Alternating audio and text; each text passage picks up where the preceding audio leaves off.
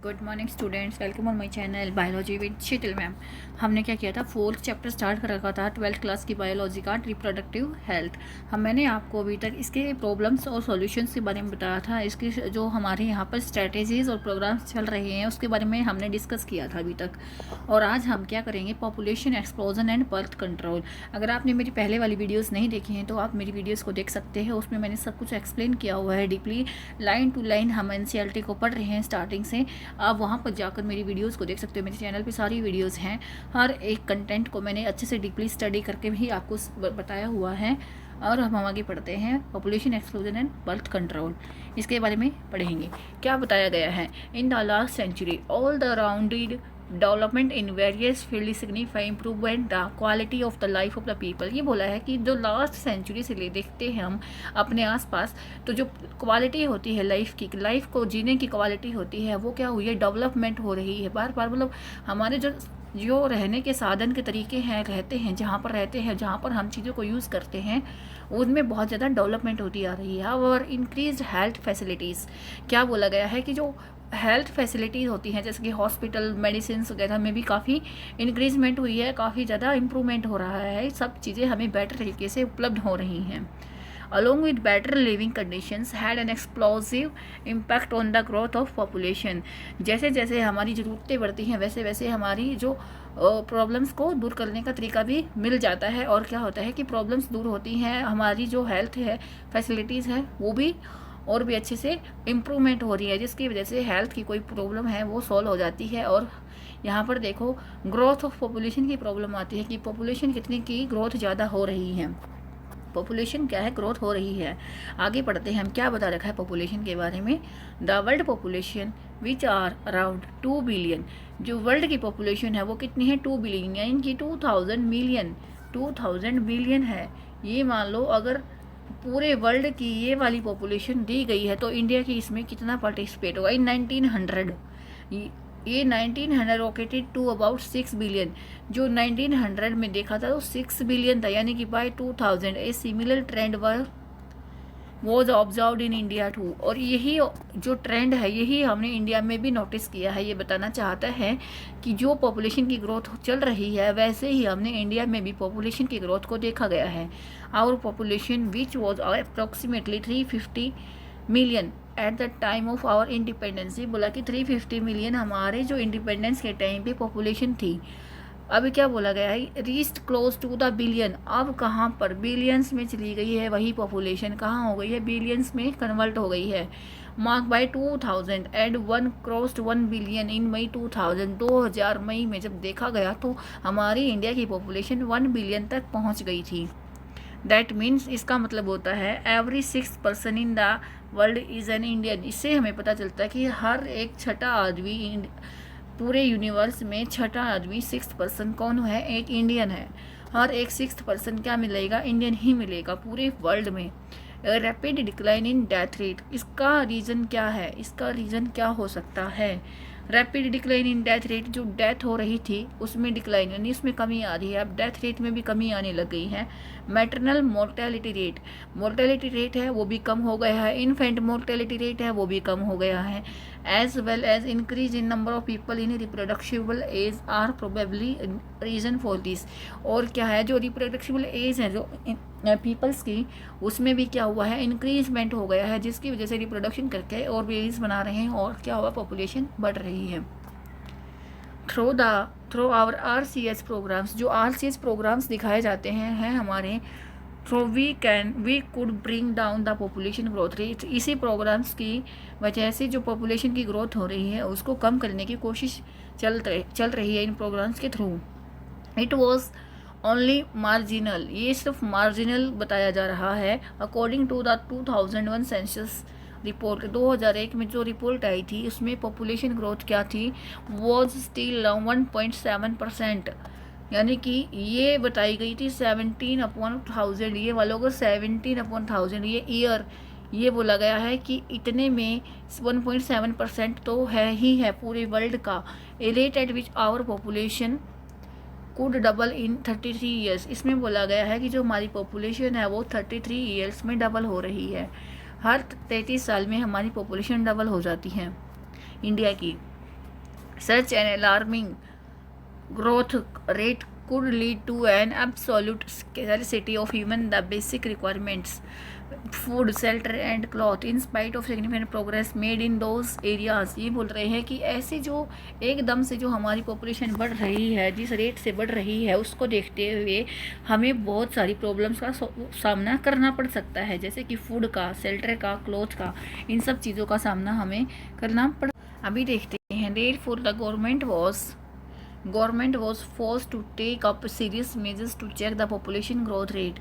इसी से जो प्रॉब्लम्स को सॉल्यूशन का प्रॉब्लम्स को देखते हुए हमारी जो गवर्नमेंट है उसने क्या किया, कुछ स्टेप्स लिए गए हैं, कुछ सीरियस मेजर्स देखा कि कुछ स्टेप लेने चाहिए हमें इस चीज़ को रोकने के लिए, ताकि पॉपुलेशन ज़्यादा ना बढ़े और ये जो प्रॉब्लम आने वाली है इसका भी सॉल्यूशन हो जाए। Most important step to overcome this problem is to motivate smaller families by using various contraceptive method. इसने बोला है सबसे ज़्यादा इम्पोर्टेंट क्या होता है कि स्मॉल फैमिलीज़ को मोटिवेट करो, कि जो छोटी फैमिली होती हैं वो अच्छी होती हैं। इस चीज़ के लिए लोगों को उकसाओ कि बताओ, उनको मोटिवेट करो कि जो स्मॉल फैमिलीज़ हैं वो बेटर हैं as compare to the bigger family. तो इसीलिए उन्होंने क्या किया कि कॉन्ट्रासेप्टिव मेथड यूज़ करने के लिए लोगों को मोटिवेट किया कि ये कॉन्ट्रासेप्टिव मेथड यूज़ कीजिए, और जो पॉपुलेशन ग्रोथ हो रही है, स्मॉल फैमिली रखिए, उससे भी हेल्प हो सकती है। यू माइट हैव सीन, आपने देखा होगा एडवर्टाइजमेंट, ऐड देखे हैं आपने in the media as well as posters में देखे हैं, showing a happy couple with 2 childrens with slogan हम दो हमारे दो। इसमें बोला है कि ये ऐड वगैरह चलाए गए हैं गवर्नमेंट से कि हम दो हमारे दो दी बेस्ट है, कि हम हस्बैंड वाइफ के बस 2 ही बच्चे होने चाहिए। उससे क्या होता है, स्मॉल फैमिली बेटर फैमिली होती है। मैनी कपल्स, बहुत सारे कपल्स क्या करते हैं, mostly the young urban working ones have been adopted and one child norm statutory rising of marriageable age of the female of 18 years and that of the male 20 years।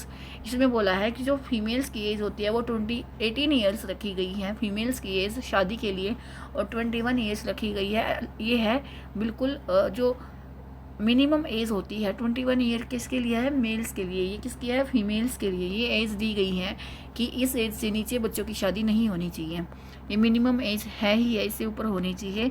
And incentives gives to the couples with small families are 2 of the other measures taken to tackle this problem. जो होता है कि जब शादी हो जाती है तो क्या होता है कि स्मॉल फैमिलीज़ के लिए उनको मोटिवेट करना है कि बस स्मॉल फैमिली ही रखें। उससे क्या होगा, प्रॉब्लम्स का सॉल्यूशन आराम से हो सकता है, जो पॉपुलेशन ग्रोथ हो रही है वो भी कम हो जाएगी। And ideal contraceptive should be user friendly, easily available, effective and reversible with no least side effect. इसने बोला जो कॉन्ट्रासेप्टिव मेथड्स आते हैं वो फ्रेंडली होते हैं, फ्रेंडली यूज़ करने चाहिए। आपस में इसको शेम नहीं रखना चाहिए कि हाँ शेम आती है, इस चीज़ से दूर रहें, फ्रेंडली यूज़ करें, बातें करें, इजीली अवेलेबल है, कहीं से भी आप इसको ख़रीद सकते हो। और क्या है, इफेक्टिव है, रिवर्सिबल है, इससे अगर आप यूज़ करते हो तो इसको आप रिवर्सिबल है विद नो साइड इफेक्ट, और जिसका साइड इफेक्ट भी बिल्कुल भी नहीं मिलेगा आपको। It also should it in no way interfere with the sexual drive, इसमें जो सेक्शुअल ड्राइव में भी इसमें कोई प्रॉब्लम नहीं आती। Desire and no sexual act of the user, अगर यूज़र को इसमें कोई भी प्रॉब्लम नहीं आएगी, कहने का मतलब ये है। A wide range of contraceptive method of the available in the broadly, namely देखो नेम्स दिए हुए हैं कॉन्ट्रासेप्टिव मेथड्स के, नेचुरल और traditional barrier, IUD, oral contraceptive, injectables, implementation, surgical methods. ये मेथड्स दिए गए हैं, ये सारी क्या है, इंट्रासेप्टिव मेथड्स हैं जिनको यूज़ करने के बाद हम तो पॉपुलेशन को ग्रोथ को कम कर सकते हैं। नेचुरल मेथड कौन कौन से हो सकते हैं, natural method work on the principle of avoiding chance of ovum and sperm mating. ये बोला है कि नेचुरल मेथड वो हैं जब स्पर्म और ओव्यूम की फर्टिलाइजेशन को रोकना का मतलब होता है उसको रोके, जो ओव्यूम और स्पर्म की मीटिंग हो उसको ही रोक दे, उसको ही ब्लॉक कर दे, वो होता है natural method. Periodic abstinence is one such method in which the couple avoid or sustain about from coitus one from day to 10 to 17 of the menstrual cycle when ovulation could be expected। ये बोला है कि हमेशा कभी भी उस time पर हमें अवॉइड करना चाहिए जब जो मेंस्ट्रुअल साइकिल्स होते हैं उसके 10 to 17 डेज़ के बीच में कभी भी हमें मीटिंग नहीं होने देनी चाहिए स्पर्म्स की और ओव्यूम की। उस टाइम पे ओवुलेशन का होता है तो ओव्यूम का जो फर्टिलाइजेशन रेट होता है वो ज़्यादा होता है, उस टाइम पे हमें कभी भी सेक्स नहीं करना चाहिए। As chance of fertilization are very high during this period, ये मैंने बताया कि उस टाइम पे जो क्या है पीरियड्स का पीरियड्स के बाद जो चांसेस होते हैं स्पर्म के और ओव्यूम के वो ज़्यादा हाई होते हैं, इसीलिए हमेशा अवॉइड करना चाहिए। उस समय पे कभी भी हमें उस टाइम पे सेक्सुअल एक्ट नहीं करना चाहिए। It is called the fertile period, उसको हम क्या कहते हैं, फर्टाइल पीरियड कहते हैं। 10 to 17 जो डेज होते हैं उसको हम क्या कहते हैं, फर्टाइल पीरियड कहते हैं। Therefore, by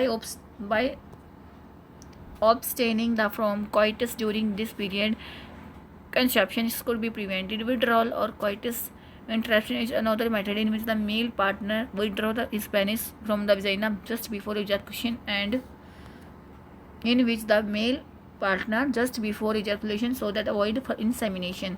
ये बोला है कि एक मेथड हो रहा है कि जब कोइटस कर रहे हैं, जब हमारे पार्टनर्स के बीच में जब चल रहा होता है, तो जब स्पर्म इंसेमिनेशन होने वाला होता है तो क्या होना चाहिए कि जो स्पर्म है उसको पेनिस को वजाइना से बाहर निकाल लेना चाहिए उस टाइम पे, ताकि स्पर्म्स की मीटिंग वजाइना के अंदर ना जाए और वो बाहर ही रह जाए।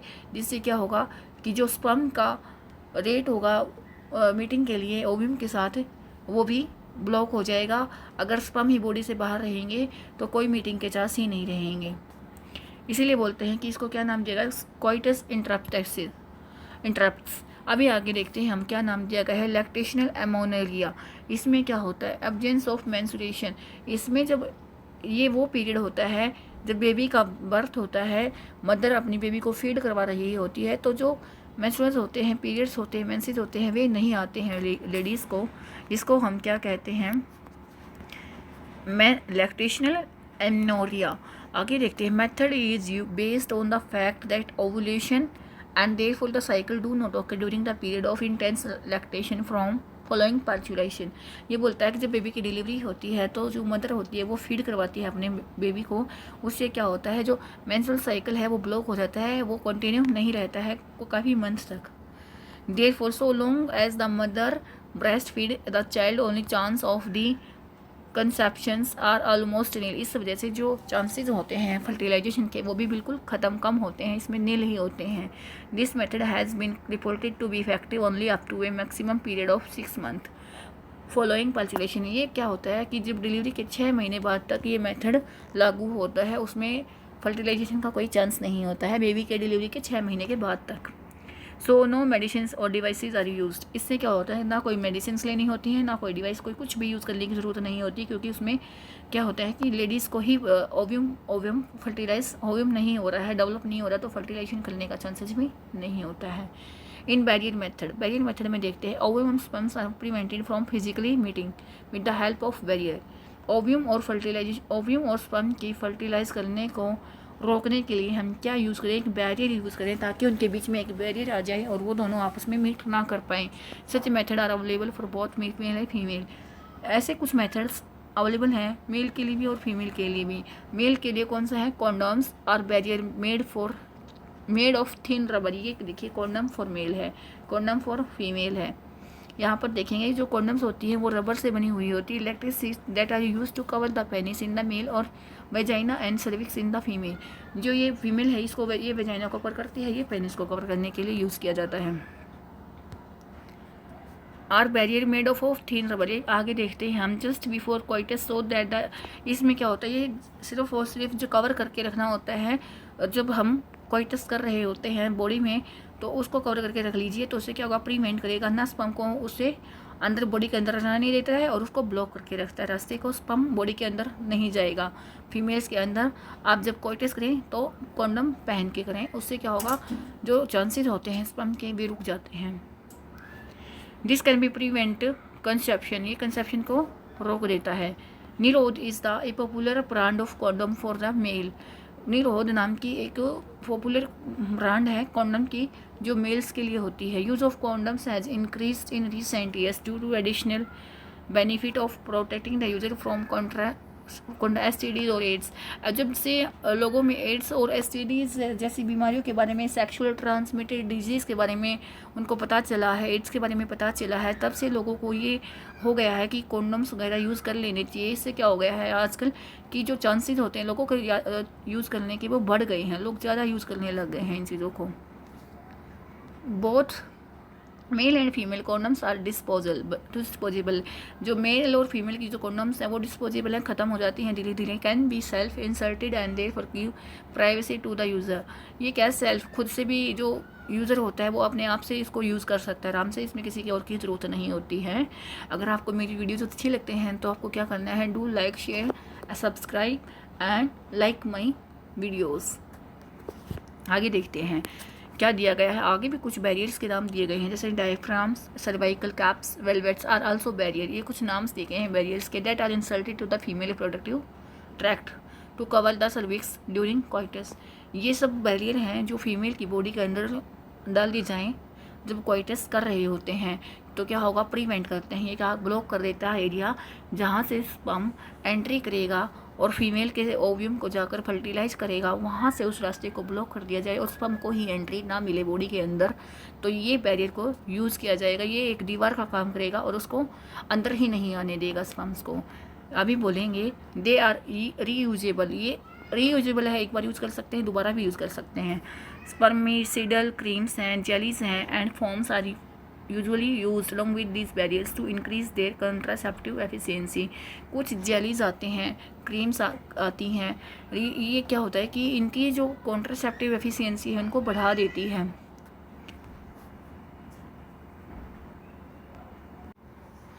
जो जेलीज वगैरह हैं ये यूज़ की जाती हैं ताकि जो इनकी कॉन्ट्रासेप्टिव एफिशिएंसी है वो भी बढ़ जाती है इससे। आगे तो अभी भी काफ़ी पड़ा हुआ है, इसमें रहता है काफ़ी, ये देखिए। तो इसको आगे हम नेक्स्ट वीडियो में करेंगे। तब तक के लिए do like share and subscribe my channel which is biology with Sheetal ma'am. Thank you.